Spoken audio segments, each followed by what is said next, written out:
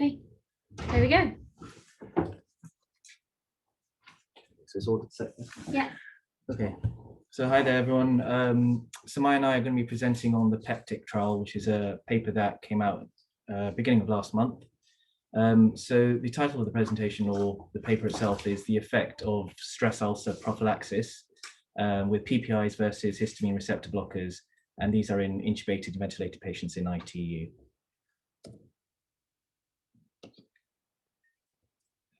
So just before we start, we just have a bit of background, just to recap for everyone. So the difference between the proton pump inhibitors and H2 receptor blockers in terms of their mechanism and how they work. So we've got a gastric parietal cell on the right, just a simplistic diagram of one. The maroon circle represents the hydrogen potassium ATPase pump, and the three receptors are acetylcholine receptor, histamine receptor, and a gastrin receptor.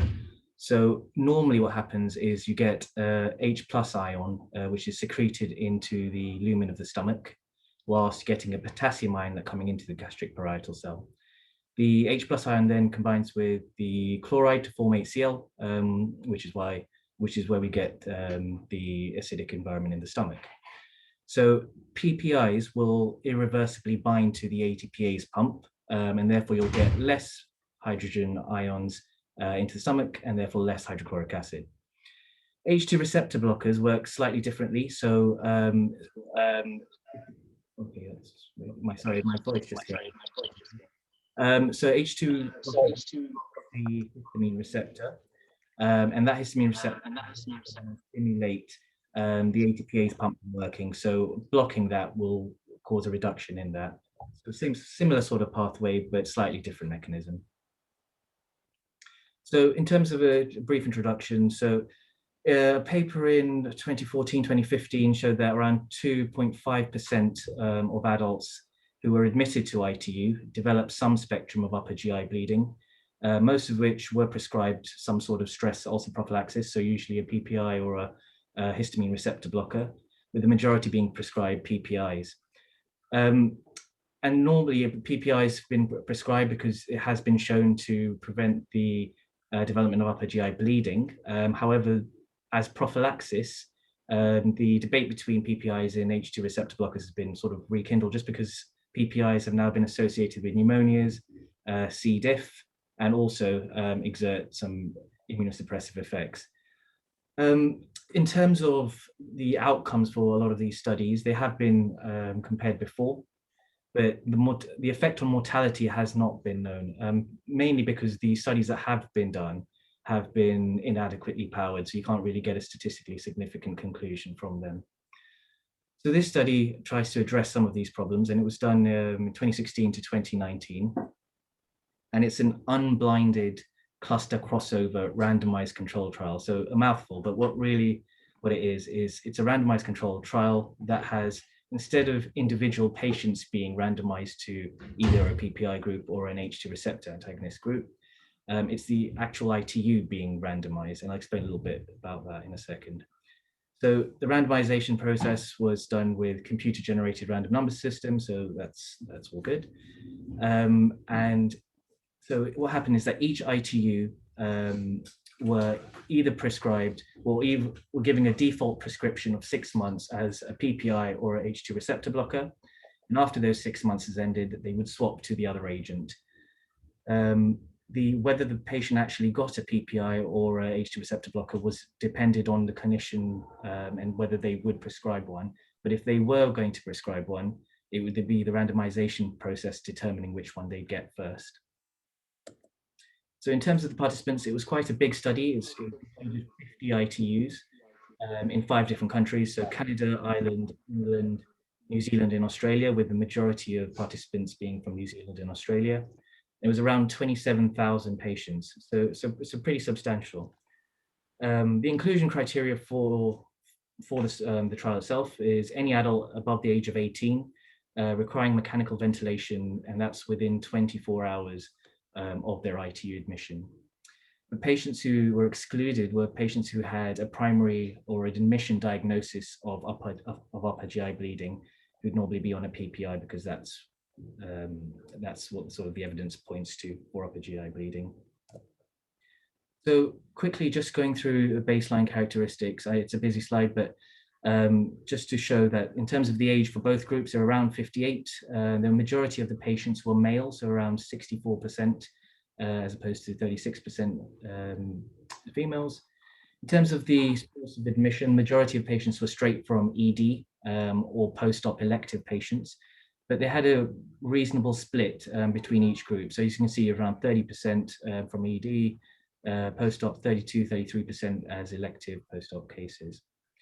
So I just wanted to show this because just to show that each group had a pretty even split amongst these characteristics. So as you can see, again, with chronic comorbidities, they were all very similar. In terms of majority of the patients, as I said, they were mainly from Australia and New Zealand, which is around 66%, but also 16% from Canada, and again, similarly in Ireland and England. So the primary outcome for the study was actually in hospital all-cause mortality, and that's 90 days from the date of ITU admission. They did look at other things. So it's the secondary outcomes. They looked at if the patient had any clinically important upper GI bleeding, C. diff infections, and hospital length of stay.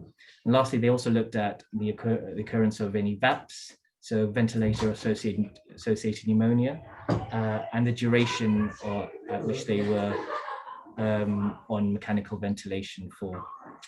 So I'll just pass it on to Samaya, who will talk a little bit about the results and sort of the analysis of the paper itself. Hello, everyone.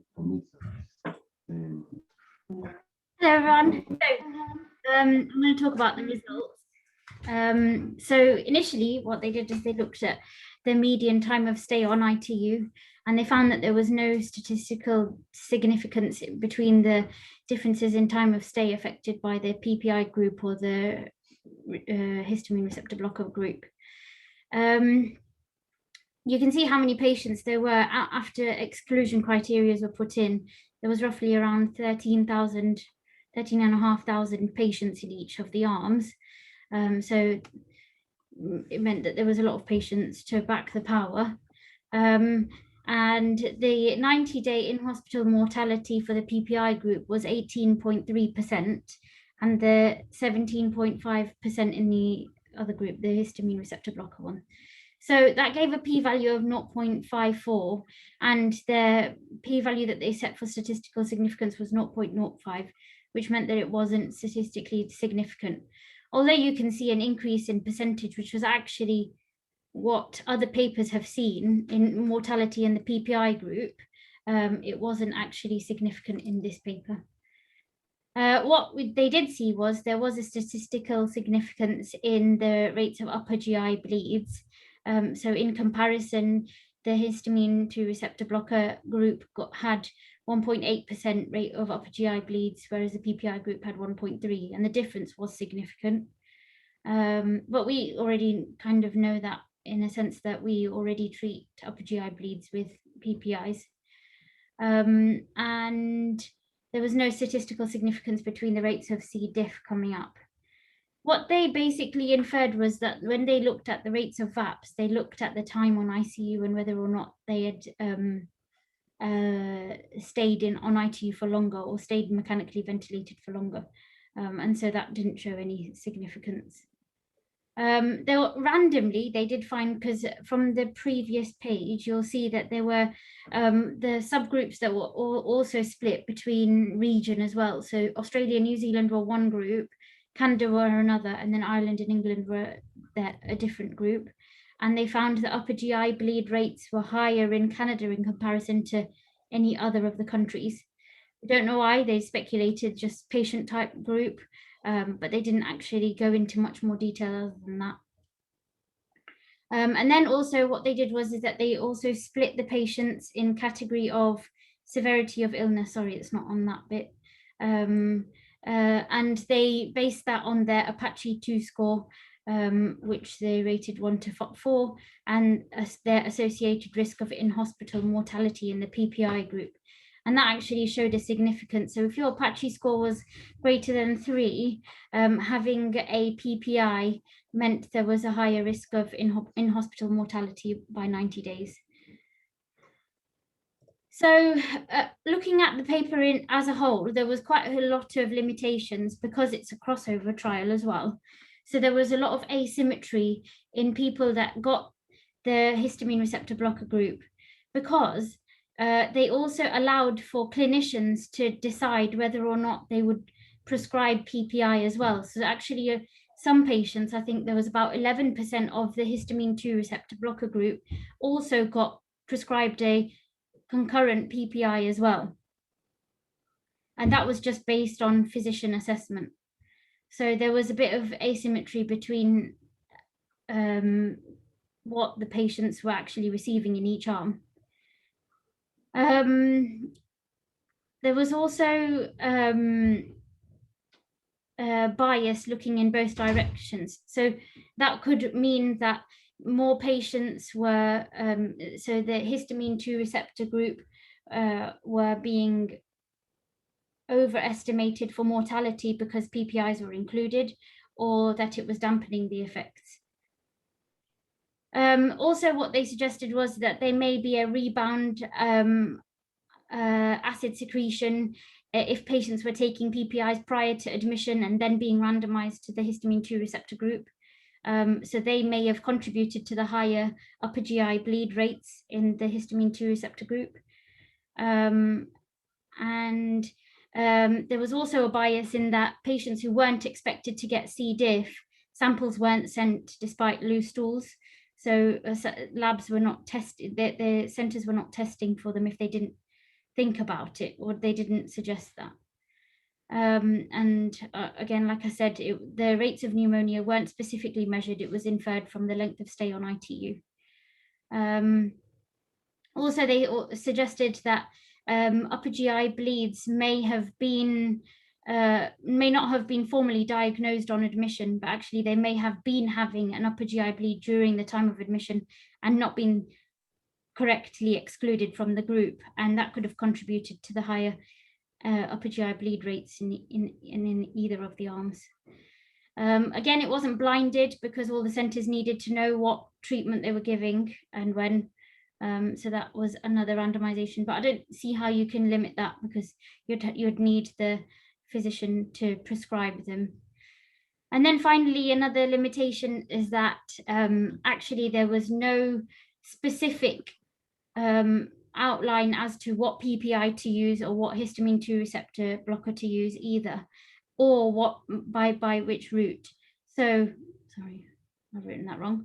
Yeah, so they got PPIs via NG or orally, or not orally, NG or IV, and similarly the histamine 2 receptor blockers were as well. So you can't really assess the similarities or differences between them, given that the routes of administration were different and different in different regions and countries. So in conclusion, there was no statistical significance between the use of either drugs associated with a 90-day in-hospital mortality, but it's really difficult to interpret this. It would be interesting if they could, having been given all of the data, to re-look at all of this data and see it from a different point of view in terms of what drugs that they were using and if there was any similarities between them. But yeah, that's our presentation. Any questions? Samaya, Yeah. question for me. Let me put my video on. Yeah. So did they mention about anything about NG feed, establishment of NG feed in any of these patients? No, they did all their population of patients that they admitted was that they were admitted to ITU, and the PPI or the stress ulcer prophylaxis was prescribed within 24 hours, but they were mechanically ventilated on admission. Okay. That's all it says. Okay, which is a bit of a problem, isn't it? Because sometimes in some of the, because they're looking up to 90 days in hospital mortality in some of these patients when you've got established full NG feed and there are no GI issues, that actually you would probably, in any other situation, you probably would stop the gastric ulcer prophylaxis. Yeah. Yeah. So my other question is that do you know why they didn't score for a VAP? They're just based on if you stay in hospital, if you ventilate for a long period of time, it is because you've got VAP. So what I understood from the trial was that when they looked at it, and it was such a large trial, that they looked at formal registries rather than actually looking at each individual patient's notes. So if it wasn't logged on the ICNARC, then they couldn't. So then they just ended up inferring from length of stay rather. And do you know what the problem is though, Samaya, or anyone that's listening with diagnosing VAP? What's the criteria for diagnosing VAP?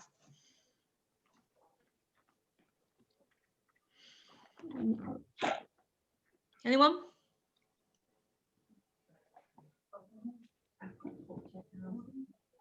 No. Is it like yeah, it is, yeah, that is. So sorry.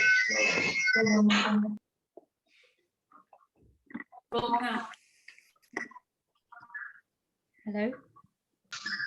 Having pneumonia for more than 48 hours after being on the ventilator for more than 48 hours. Yeah, so there is a duration of ventilation. That's the easy part. The difficult bit is there need to be a change. There need to be radiological evidence of of infection. So that's another one. And thirdly, the problem with a lot of sort of diagnosing and doing any study looking at VAP, you can Google VAP and do a literature search on it, is the agreement, the sort of a widespread in between all different intensive care around the world as what they would accept as a diagnostic criteria for VAP. So because of that, labs, like for example, I tried to do a study for our unit here to involve our microbiology department. They refused because they said the problem is there is no recognized diagnostic criteria for it. And for that reason, data collection will be variable. So whenever you don't have a specific set of criteria, it's very difficult to diagnose or to collect data where you can compare unit by unit. Yeah. Yeah.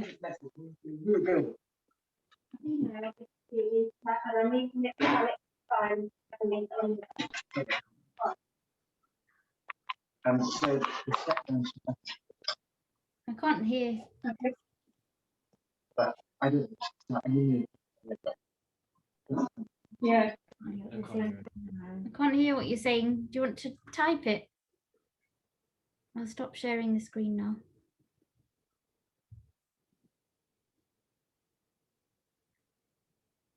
Is that it? Any more questions? Samaya. Yeah. Hang on. Yeah, join you. Hi. So when you said that some people swap from one treatment to another, as in from PPI to H2 receptor blocker and vice versa, do we know why they did? Was it just genuinely that patients had a GI bleed and then they were swapped to a PPI, or do you know? So what they said is that they weren't swapped. A lot of them were put on both.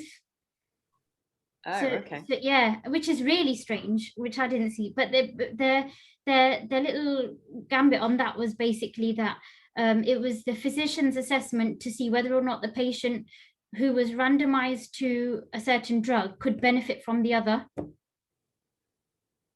So basically a patient on ranitidine could benefit from being on a PPI as well. I don't know how that worked, but that was what they put. It was all on the local doctor's assessment of the patient. So overall, does this change what you'd want to do with your patients? So obviously it's a Mahusive study, isn't it? It's massive. The numbers were huge.